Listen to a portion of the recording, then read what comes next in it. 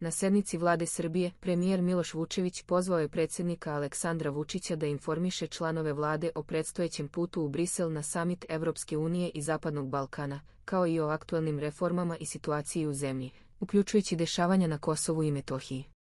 Predsjednik Vučić je tokom obraćanja istakao da Srbi na Kosovu i Metohiji vode tešku borbu za opstanak i politički legitimitet.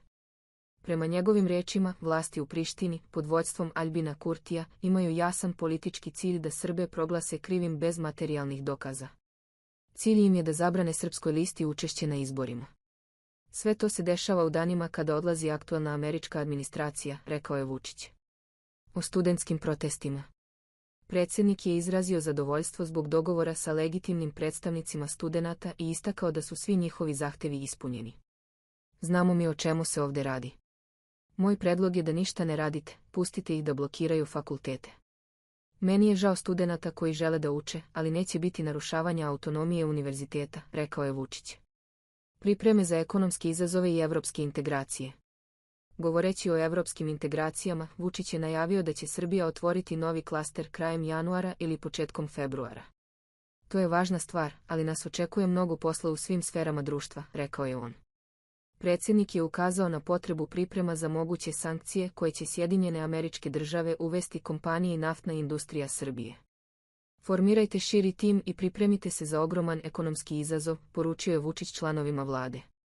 Situacija sa infrastrukturom i zdravstvom.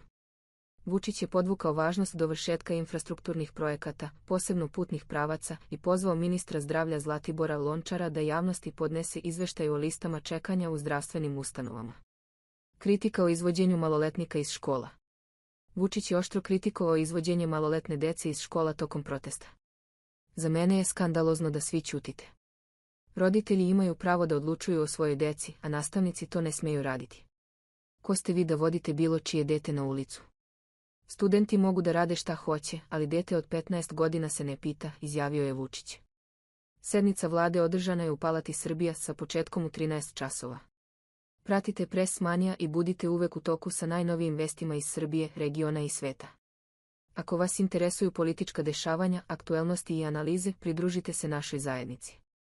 Pretplatite se na naš kanal, uključite zvonce za obaveštenja i podelite naše video sadržaje sa prijateljima.